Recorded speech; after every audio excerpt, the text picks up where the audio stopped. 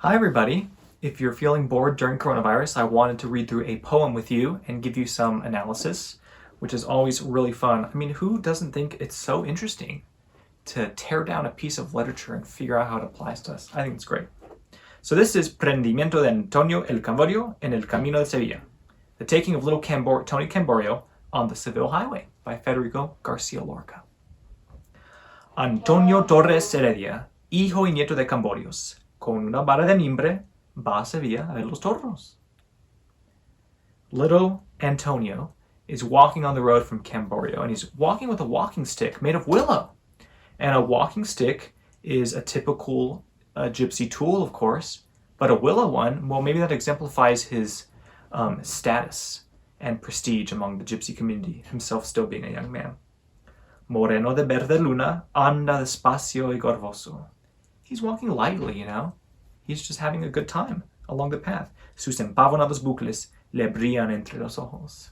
Those cute little ringlets of hair, are just shining. A handsome young man. A la mitad del camino, cortó limones redondos y los fue tirando al agua hasta que la puso de oro. He plucks, as he's walking, some lemons from a tree. And here's me, actually, a picture, plucking, I think this is an orange, not a lemon, from a tree. And this is near Lorca's house in Granada, in Spain. Hasta que la puso de oro, until the river turns gold. And I don't know about you, but if I had the ability to turn a river into gold, I would be a very wealthy person, right? Y a la mitad del camino, bajo la rama de un olmo, guardia civil caminera lo llevó codo con codo. He's plucking these lemons from a tree and throwing them into the river. The river's turning to gold, right? And maybe a gold river is really a river of lemonade, right? When you put a lemon in some water. But as he's walking, and he passes under the leaves of an elm tree, the civil guard captures him and carries him off, elbow to elbow. Now, maybe little Antonio's crime was to pluck a lemon from a tree that didn't belong to him. And the imagery of an elm tree with leaves that fall and regrow every year maybe foreshadows the falling or the death of Antonio himself.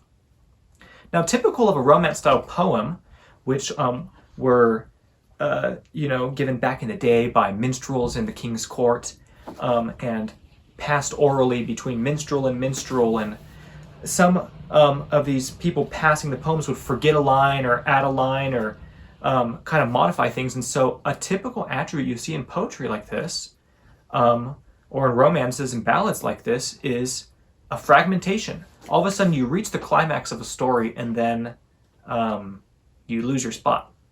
And now what Lorca's going to do is at the climax where the civil guard has arrested this little gypsy boy, he's going to talk about the weather. And while ballads were done, like fragmented back in the day out of error, human error, Lorca does this obviously intentionally.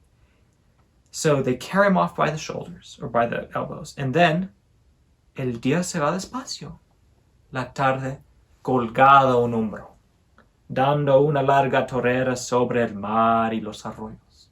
The day's going slowly, the afternoon draped over a shoulder, right? We're at this tense moment where he's been captured, and all of a sudden we're going to talk about the weather. Dando una larga torrera sobre el mar y los arroyos. The bolero, the torero of a bullfighter, right? Who are usually gypsies, is cast over the land, over the sea, and the rivers. And so perhaps the spirits of these gypsy bullfighters are casting their boleros over the land as they search for Antonio, who's been captured somewhere. But they can't find him. And as they're searching, the shadow made by the torero is cooling the land, casting a shadow, especially, he doesn't just say over the land, but sobre los mar y los arroyos, over the sea and the rivers. And so as the shadow's being cast over the river, halfway on the road to Seville, next to the elm tree, a river perhaps not only of water, but of lemonade, the shadow of the bolero is cooling the water. And I don't know about you, but I like my lemonade quite well chilled. And so maybe that shadow is chilling the lemonade and also exemplifying the spirits of his gypsy ancestors. Las aceitunas aguardan la noche de Capricornia y una corta brisa ecuestre salta los montes de plomo.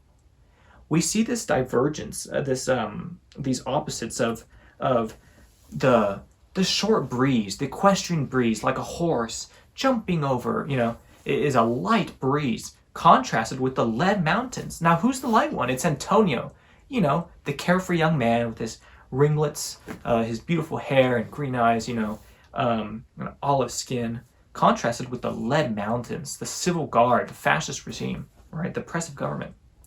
Antonio Torres Heredia, hijo y nieto de Camborios, viene sin vara de mimbre entre los cinco tricornios. Now he comes without his willow walking stick. At the beginning of the poem, viene con vara de mimbre, and at the middle, viene sin vara de mimbre. A contrast of the stature that he once held in his own community among the gypsies is now lost. As he's among the police, he no longer enjoys the prestige he did. He's lost his rank as a perhaps prestigious young man. And then we hear a voice. Who's speaking? Antonio, ¿quién eres tú? Si te llamaras Camborio, hubieras hecho una fuente de sangre con 5 chorros. Mas tú no eres hijo de nadie, ni legítimo Camborio. So here these angry voices, now speaking out against Antonio. They're saying, who are you? If you were a real Camborio, you would have made 5 fountains of blood. Now, how do you make 5 fountains of blood? Well, you have 5 guards, so you kill them, right? He's being berated by, we learn it's his cousins if you read the next poem, berated by his cousins for not defending himself and fighting back. And so now we see 2 extremes. We see the civil guard, who's perhaps racist against the gypsies, or oppressive in some way. And then we see the opposite end of his family, who's telling him, you need to fight back against these people who are oppressing you, resort to violence. They deserve it. And I think you and I both know that in our heart of hearts, neither extreme is the right one. But instead, I think Antonio's setting a good example. He is submitting to the law, but at the same time not giving up his self, his personality, his heritage. Now, anyways, let's keep on going. Se acabaron los gitanos que iban por el monte solos. Están los viejos cuchillos tiritando bajo el polvo.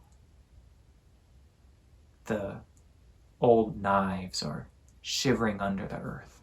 A knife is a typical gypsy tool or weapon, right, to carry. And these old buried knives, perhaps of these gypsy spirits of the past, again, are shivering under the ground. They're saying Antonio's not defending himself. We're going to lose our race if we submit ourselves so easily to the civil guard. Then we're going to be gone pretty soon. They're scared. A las 9 de la noche lo llevan al calabozo, mientras los guardias civiles beben limonada todos. After they thrust him into jail, they sit down after a nice long day of work and drink some lemonade. Now, where did they get that lemonade from? Well, perhaps it's from the river, where Antonio plucked some lemons and threw them in, made the water gold, and perhaps that water's run downstream until it's reached the jail, and there the guards dip their cup and partake of the lemonade, thus benefiting or taking advantage of the action of another. Antonio, being a minority in Spain, being a literary other, an outcast, representative perhaps of the poet Lorca himself, who was a minority claiming to be a gypsy, who was gay, who was a liberal, right? These guards take advantage of the work that he did. They benefit from his contribution to society.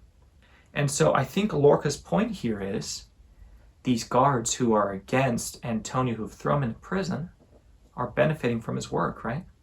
The last few lines. Y a las 9 de la noche le cierran el calabozo, mientras el cielo reluce como la grupa de un potro.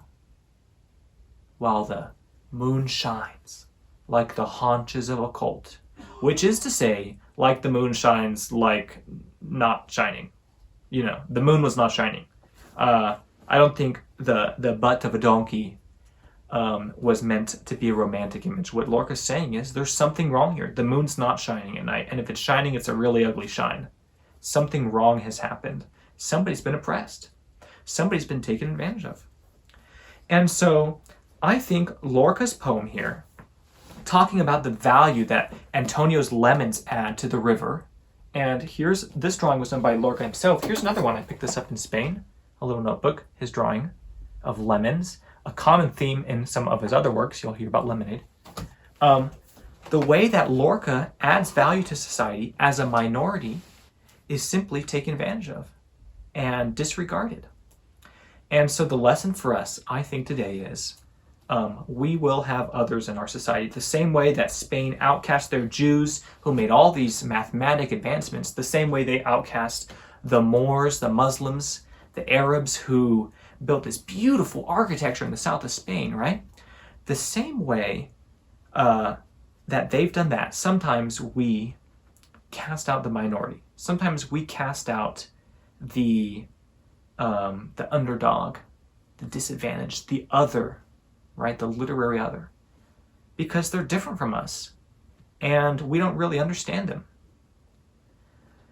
And I think what we need to do is, as Lorca's arguing, realize that this lemonade we're getting is coming from somewhere. It's coming from people who have added value to society because of the strengths that they have.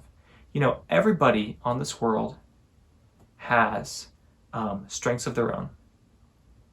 And we're all different. And I think sometimes we wish we were surrounded by people who were the same as us. It would be easier that way. But really, the truth is that our diversity is what gives color and flavor and richness to this world, right? And so I invite you to consider now, as you think about little Antonio arrested on the way to Seville to go watch a bullfight, as you think about Antonio and you think about the civil guards, the next time you confront a person who's different from you, who's a minority, who's an other, who you'd rather just see remain at the corner of the room instead of being brought into the larger group, just think about poor little Antonio sitting in the jail cell. Think about the guards benefiting from his delicious lemonade, and think about the moon not shining really bright, right? And I hope that those thoughts will motivate you to better accept the other. Thanks.